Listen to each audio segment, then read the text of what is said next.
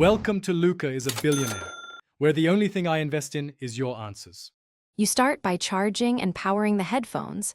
A full charge takes about 3 hours, which prevents interruptions.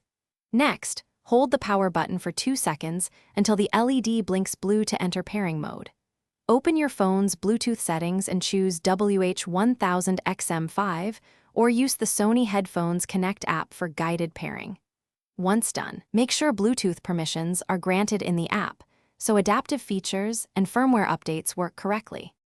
You now customize sound and noise control so the headphones match your environment.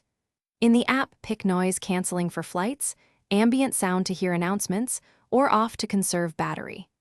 Enable adaptive sound control to automatically adjust based on activity, and toggle speak to chat if you want automatic pausing.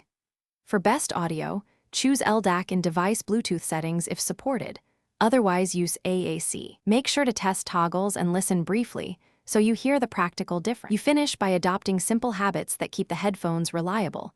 Store them in the case, update firmware through the app, and enable multipoint to connect 2 devices simultaneously for seamless switching. If you prefer calls first, set device priorities in your phone. If something goes wrong, try this troubleshooting tip. Power off, wait 10 seconds, then power on and repair.